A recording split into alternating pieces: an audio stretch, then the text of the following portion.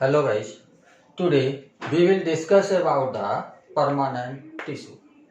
Permanent tissue पिछले term पर आपको बताया था कि जो मेरिस्टेमेटिक सेल होती है, इस मेरिस्टेमेटिक सेल में डिवीजन होता है और डिवीजन होने के बाद एक से दो सेल जो बन रही हैं, इन दो सेल में से एक सेल तो मेरिस्टेमेटिक बनी रहेगी लेकिन दूसरी परमानेंट में चेंज हो जाएगी। इसके बाद इसमें फर्दर डिवीजन होगा, 3 सेल का फॉर्मेशन हुआ तो नीचे वाली मेरिस्टेमेटिक सेल बनी रहेगी, ऊपर वाली दोनों परमानेंट सेल में चेंज हो जाएंगी।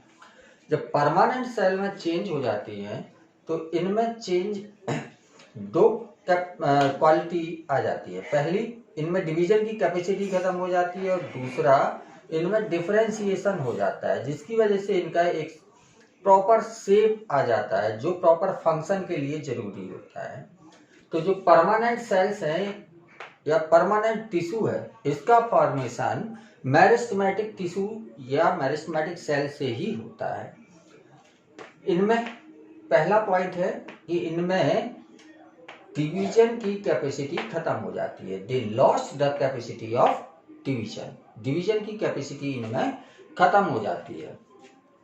इन सेल्स की खासियत होती है कि इनमें सेंट्रल वैक्यूल जो होती है ये लार्ज होती है। आपने पढ़ा था कि मेरिस्टेमेटिक सेल में वैक्यूल या तो बहुत छोटी छोटी होती है या एब्सेंट होती है, लेकिन परमानेंट सेल में सेंट्रल वैक्यूल लार्ज होती है। ये परमानेंट सेल्स बनी हुई हैं, इनमें सेंट्रल वैक्यूल देख रहे हैं काफी बड़ी हैं। सेंट्रल वैक्यूल्स इनमें लार्ज होती है और अक्सर करके सेल्स के बीच में इंटरसेलुलर स्पेस जो होता है ये लार्ज होता है मैक्सिमम टाइम पर, ऑफन।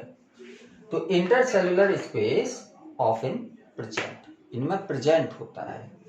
सेल वॉल इनकी थिक और थिन दोनों तरह की हो सकती हैं, जबकि मेरिस्टेमेटिक टिश्यू में आपने देखा था कि सेल वॉल जो होती है वो थिन होती है। मेरिस्टेमेटिक टिश्यू की सेल वॉल थिन होती है। न्यूक्लियस जो इन सेल्स का होता है लेस कॉन्सिपिकस होता है, कि बहुत ज्यादा प्रोमिनेंट नहीं होता है, लेस कॉन्सिपिकस होता है। जबकि अगर मेरिस्टेमेटिक सेल की बात करें तो मेरिस्टेमेटिक सेल में न्यूक्लियस लार्ज होता था, बड़ा होता था। मेटाबॉलिक रेट इनमें स्लो होता है, डिवीजन करना नहीं है इनको तो मेटाबॉलिक रेट स्लो होगा। जबकि मेरिस्टेमेटिक सेल्स जो होती है इनको लगातार डिवीजन करना होता है, इसलिए इनमें जो न्यूक्लियस होगा ये लार्ज होगा। तो सेल ऑर्गेनेल्स वेल डेवलप्ड होते हैं। सेल ऑर्गेनेल्स इनके वेल डेवलप्ड होते हैं। मेरिस्टेमेटिक टिश्यू में सेल उतने ज्यादा डेवलप नहीं कर पाएंगे, क्योंकि जब तक उनमें डेवलप करने का टाइम आएगा तब तक वो सेल फिर से डिवीजन कर जाएगी, फिर वो थोड़ी सी ग्रोथ करेगी, फिर डिवीजन कर जाएगी। तो टाइम नहीं मिलता है इतना कि सेल ऑर्गेनेल्स ज्यादा डेवलप कर सके। तो परमानेंट सेल में तो सेल ऑर्गेनेल्स ज्यादा डेवलप होंगे, लेकिन मेरिस्टेमेटिक सेल्स में सेल ऑर्गेनेल्स लेस डेवलप होते हैं। सेल कंटेन्स सेल इंक्लूजन्स, इनमें सेल इंक्लूजन्स प्रेजेंट होते हैं। रिजर्व फूड, एक्सक्रीटरी मटेरियल, ये सब इनमें इंक्लूजन्स के फॉर्म में प्रेजेंट्स होते हैं। जबकि मेरिस्टेमेटिक सेल्स में सेल इंक्लूजन्स एब्सेंट होते हैं। सेल में भी लिविंग और डेड। परमानेंट सेल लिविंग भी हो सकती है और डेड भी हो सकती है, जबकि मेरिस्टेमेटिक सेल हमेशा लिविंग होती है। परमानेंट सेल्स या permanent tissue provides protection, support, conduction, photosynthesis and storage, different function करते हैं। जबकि मेरिस्टेमेटिक टिश्यू का केवल एक ही सोल फंक्शन होता है, वो होता है डिवीजन का। तो मेरिस्टेमेटिक टिश्यू केवल डिवीजन करेंगे, जबकि परमानेंट टिश्यू प्रोटेक्शन भी करेंगे, सपोर्ट भी करेंगे, मैकेनिकल सपोर्ट प्रोवाइड कराएंगे, कंडक्शन कराएंगे, फोटोसिंथेसिस कर सकते हैं, स्टोरेज कर सकते हैं, और भी कई काम होते हैं जो करते हैं। तो डिफरेंट फंक्शंस जो होते हैं वो परमानेंट टिश्यू से ही परफॉर्म होते हैं। परमानेंट टिश्यू कल बताया था आपको दो तरह के होते हैं, सिंपल परमानेंट टिश्यू और कॉम्प्लेक्स परमानेंट टिश्यू। तो हम आगे कंटिन्यू करते हैं सिंपल परमानेंट टिश्यू। और कल बताया था ये 3 तरह के होते हैं, पैरेन्काइमा, कोलिनकाइमा और स्क्लेरेन्काइमा। पैरेन्काइमा, कोलिनकाइमा और स्क्लेरेन्काइमा। जो सिंपल परमानेंट टिश्यू होंगे इनकी जो सेल्स होंगी ये स्ट्रक्चरली सिमिलर होंगी और फंक्शनली सिमिलर होंगी, मतलब सारी सेल एक जैसी होगी, स्ट्रक्चर में भी और फंक्शन में भी सब एक जैसी होती हैं। और इसका पहला टाइप है पैरेन्काइमा। ये सबसे ज्यादा पाए जाने वाला टिश्यू है। पैरेन्काइमा टिश्यू सबसे ज्यादा पाया जाता है प्लांट की बॉडी में। सबसे ज्यादा टिश्यू जो प्रेजेंट होता है वो पैरेन्काइमेटस टिश्यू होता है। इनमें लिविंग सेल्स होती हैं, इनकी सेल्स लिविंग होंगी, मतलब इनमें साइटोप्लाज्म, प्रोटोप्लाज्म, न्यूक्लियस ये सब प्रेजेंट होगा। इनमें पावर ऑफ डिवीजन होती है, डिवीजन की कैपेसिटी इनमें होती है। आइसोडाइमेट्रिक, इनका शेप कुछ भी हो, राउंडेड हो, हेक्सागोनल हो, कुछ भी हो, लेकिन आइसोडाइमेट्रिक होगा। डायमीटर इनका हर तरफ से बराबर होगा। सेल वॉल इनकी थिन होगी, डिवीजन होना है तो सेल वॉल को थिन होना पड़ेगा, नहीं तो सेल डिवीजन इजीली नहीं होगा। डेंस साइटोप्लाज्म होगा, इसमें साइटोप्लाज्म जो होता है ये डेंस होता है। न्यूक्लियस बिल्कुल छोटा सा होता है, लेस कॉन्स्पिकस होता है, स्मॉल न्यूक्लियस होता है। सेंट्रल वैक्यूल लार्ज होती है और इंटरसेलुलर स्पेस, इस सेल के बीच का स्पेस जो है ये काफी एबंडेंट होता है, बड़ा होता है। तो पैरेन्काइमेटस सेल्स में इंटरसेलुलर स्पेस काफी ज्यादा होता है। अगर हम इनकी प्रेजेंस की बात करें तो ये बताया था अभी थोड़ी देर पहले कि ये प्लांट के मेजर पोर्शन में प्रेजेंट होगा। जैसे कॉर्टेक्स की बात करें तो कॉर्टेक्स में, रूट की कॉर्टेक्स में पैरेन्काइमेटस टिश्यू प्रेजेंट होता है। ग्राउंड टिश्यू, स्टेम के ग्राउंड टिश्यू की बात करें तो स्टेम के ग्राउंड टिश्यू में भी पैरेन्काइमेटस सेल होती हैं। मीजोफिल और लीव्स की मीजोफिल सेल्स जो होती हैं ये भी पैरेन्काइमा की ही बनी होती है। पिथ और मेडुलरी रेंज की बात करें जाइलम और फ्लोएम में तो ये भी पैरेन्काइमेटस सेल्स की बनी होती है।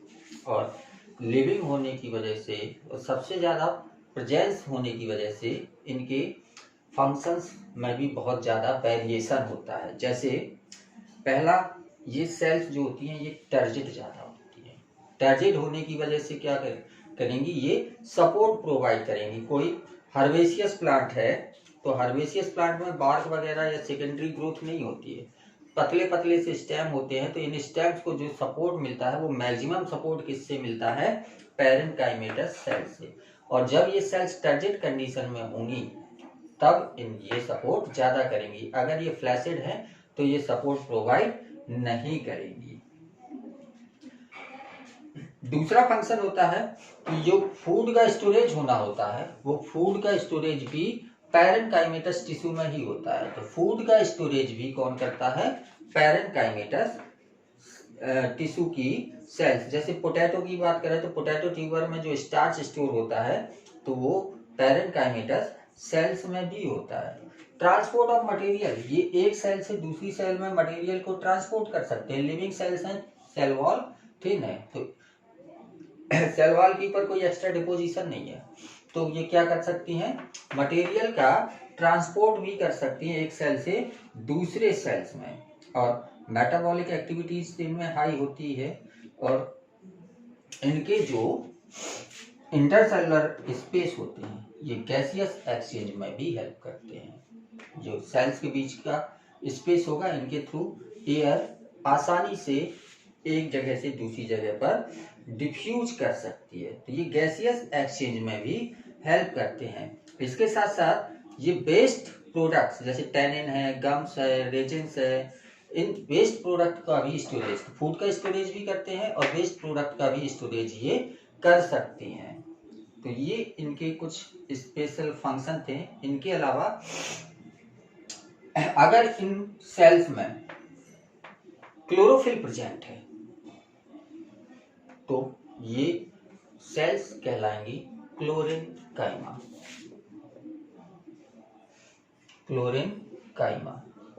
क्लोरेन्काइमा कब, जब इनमें क्लोरोफिल प्रेजेंट है। नाम से पता चल रहा है क्लोरेन्काइमा।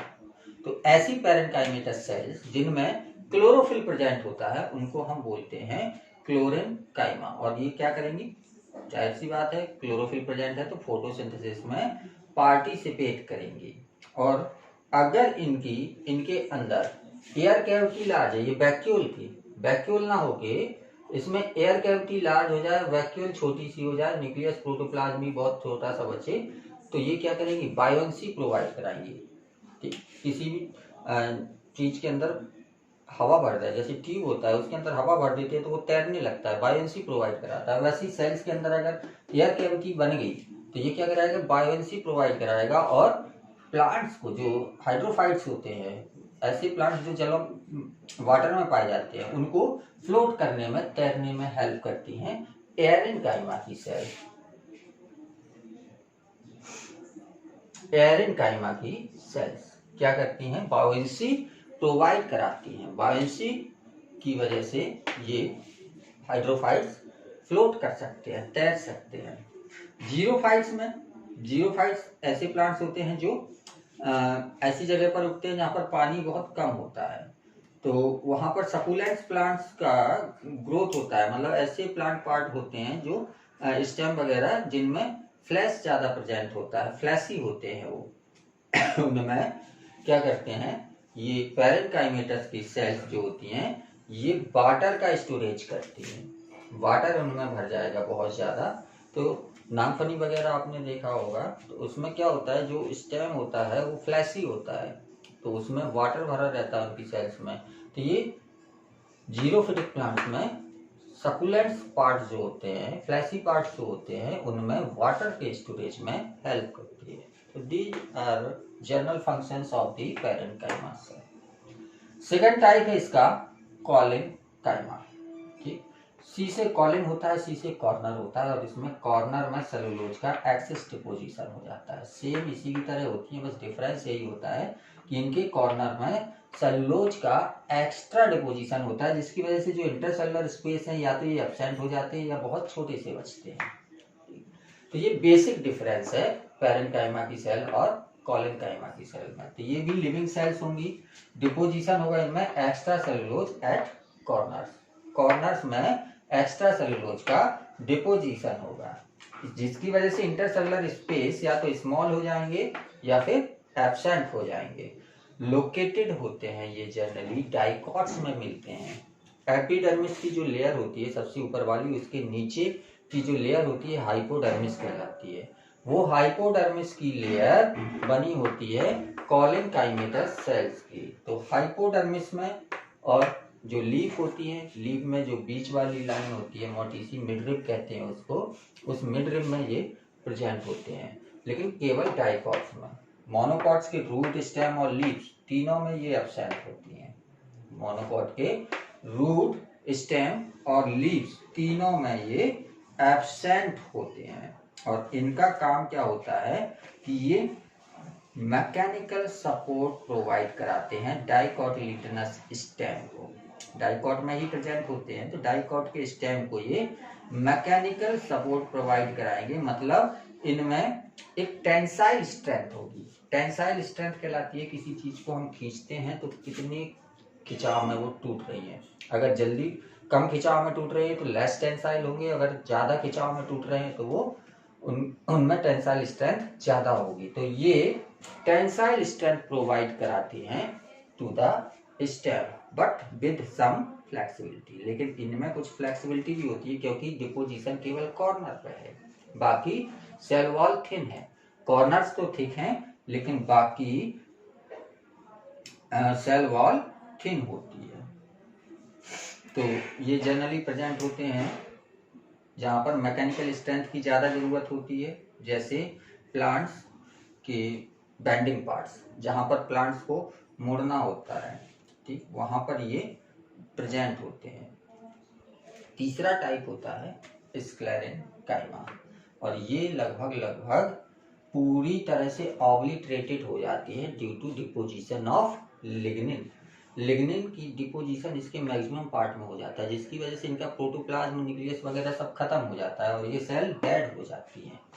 तो करेक्टर इसमें डेड सेल्स होते हैं। डिवाइड ऑफ प्रोटोप्लाज्म, प्रोटोप्लाज्म जितना था उसकी जगह पर क्या डिपोजिट हो गया, लिग्निन, तो प्रोटोप्लाज्म खत्म हो गया। Deposition of lignin in the cell wall, तो लिग्निन के डिपोजिशन की वजह से प्रोटोप्लाज्म खत्म हुआ, जिसकी वजह से ये कैसी हो गई, डेड सेल। और जब ये पूरी तरह से थिक हो गई हैं तो इनके अंदर की जो कैविटी होती है, ये सेल के अंदर की कैविटी, ये लगभग एब्सेंट हो जाती है। इसमें भी देखें आप, बिल्कुल छोटी सी बची है, और इसमें भी ये केवल इतनी सी कैविटी बची है, छोटी सी कैविटी इनमें खत्म हो जाती है। इसमें ये लिग्निन का डिपोजिशन है, इसमें ये पूरा लिग्निन का डिपोजिशन है। तो लिग्निन की डिपोजिशन की वजह से इनकी कैविटी लगभग खत्म हो जाती है और इनके बीच का इंटरसेलुलर स्पेस भी खत्म हो जाता है। इतना ज्यादा डिपोजिशन ही होता है इनमें कि ये सब कुछ खत्म कर देता है, इंटरसेलुलर स्पेस और प्रोटोप्लाज्म सब खत्म कर देता है। इनमें मिडिल लैमेला जो होती है वो कॉन्सिपिकस होती है। मिडिल लैमेला होती है दो सेल वॉल के बीच को, दो सेल वॉल को चिपकाने वाली लाइन। तो ये दो सेल को चिपकाने वाली जो मिडिल लैमेला होती है, आपको पढ़ाया है सेल वाले चैप्टर में, तो मिडिल लैमेला इनमें कॉन्सिपिकस होती है, काफी क्लियर होती है। और बेसिकली ये 2 टाइप्स के होते हैं, फाइबर्स और स्क्लेराइड्स। तो फाइबर्स और स्क्लेराइड्स ये दोनों टाइप्स हैं स्क्लेरेनकाइमा सेल्स के। जो फाइबर्स होते हैं इनमें लॉन्ग सेल्स प्रेजेंट होती हैं, long narrow thick lignified cells. Long है, नैरो है, थिक सेल वॉल प्रेजेंट है। और सेल वॉल थिक क्यों है, क्योंकि ये लिग्निन का डिपोजिशन इसमें हो चुका है, मतलब थिक लिग्निफाइड सेल्स हैं। तो इस तरह की जो धागे जैसे फाइबर जैसे स्ट्रक्चर बन गए हैं, इनको हम बोलेंगे फाइबर्स। और ये फाइबर्स जो होती हैं ये 1 मिलीमीटर से 550 मिलीमीटर तक हो सकते हैं, मतलब इनकी लेंथ काफी ज्यादा भी हो सकती है, 550 मिलीमीटर तक हो सकती है, आधा मीटर तक। फाइबर्स जनरली दोनों एंड पर पॉइंटेड होते हैं। Fibres are pointed at both end, और ये जनरली क्लस्टर में होते हैं, गुच्छे में होते हैं। और पॉलीगोनल, अगर इनका क्रॉस सेक्शन काटा जाए तो क्रॉस सेक्शन में ये इस तरह से पॉलीगोनल दिखाई देते हैं। पॉलीगोनल मतलब कई सारी आर्म्स इसमें प्रेजेंट होंगी, पॉलीगोनल होती हैं। दूसरी तरह की सेल्स होती हैं इनकी स्क्लेराइड्स। दूसरा टाइप इसका जो होता है ये कहलाता है स्क्लेराइड्स। और स्क्लेराइड्स ये राउंडेड, ओवल या सिलेंड्रिकल हो सकते हैं, या डम्बल शेप्ड हो सकते हैं, स्टार शेप्ड भी हो सकते हैं, जिनको हम बोलते हैं स्टिलेट। और जनरली ये भी डेड होते हैं। और ये प्लांट के कॉर्टेक्स, पेट, फ्लोएम या जो हार्ड पार्ट है प्लांट के, उनमें ये प्रेजेंट होती है। प्रेजेंस को ही अगर हम देख लें तो ये प्रेजेंस इनकी रूट्स में हो सकती है, वेन्स ऑफ लीव्स में हो सकती है। लीव्स की जो वेन्स होती हैं, ये लीव्स है, इनकी जो ये वेन्स होती हैं, ये वेन्स भी हार्ड होती हैं, तो वेन्स में भी ये प्रेजेंट हो सकते हैं। और सबसे इम्पोर्टेंट चीज जो इसमें है कि ये सीड और नट्स जो होते हैं, आप सिंगाड़ा छीलते हैं तो उसकी जो कवरिंग होती है, या अखरोट वगैरह छीलते हैं तो उसकी जो कवरिंग होती है ये काफी हार्ड होती है। तो इसकी जो हार्डनेस है वो किसकी वजह से है, स्क्लेराइड की सेल्स की वजह से। तो हार्ड कवरिंग ऑफ सीड्स और नट्स में ये प्रेजेंट होते हैं। इसके अलावा बहुत से फ्रूट्स होते हैं जिनको हम खाते हैं और जो हमें ग्रिटी अपीयर होते हैं। जैसे नाशपाती अगर हम खाएं तो नाशपाती कैसी हमें फील होती है, ग्रिटी।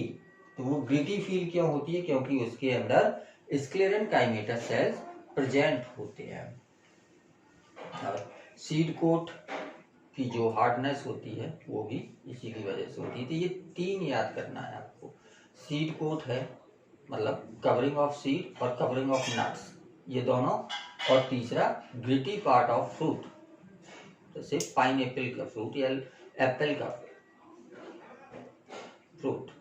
तो इन फ्रूट्स में क्या प्रेजेंट होती हैं, स्क्लेराइड्स की सेल्स प्रेजेंट होती हैं। और एक और आप याद रखना चाहें तो नारियल का जो हस्क होता है या मीजोकार्प जो होती है, ये भी किसकी बनी हुई होती है, स्क्लेराइड्स की सेल्स की वजह से, इसीलिए वो भी कड़ा होता है। और जनरली जो स्क्लेराइड्स जो फाइबर्स होते हैं ये रोप वगैरह बनाने के काम आते हैं। फाइबर्स जो ब्रिसल्स वगैरह होते हैं उनको बनाने का में यूज होते हैं ये स्क्लेरेनकाइमेटा cells. और this is all about the simple permanent tissue. Simple permanent tissue. अब इसमें दूसरा जो टॉपिक आता है वो होता है कॉम्प्लेक्स परमानेंट टिश्यू का। तो कॉम्प्लेक्स परमानेंट टिश्यू और स्टेम वगैरह के स्टेम, रूट और लीफ के स्ट्रक्चर, जो अभी हम डिफरेंट पार्ट्स के नाम बता रहे थे ना, कि mesoderm, epidermis, hypodermis, ground tissue, ये सब क्या होते हैं, जब आप स्टेम और रूट और लीफ का स्ट्रक्चर पढ़ेंगे तो क्लियर हो जाएंगे। अभी इनका केवल नाम याद रख लीजिए। ओके, कंटिन्यू करें।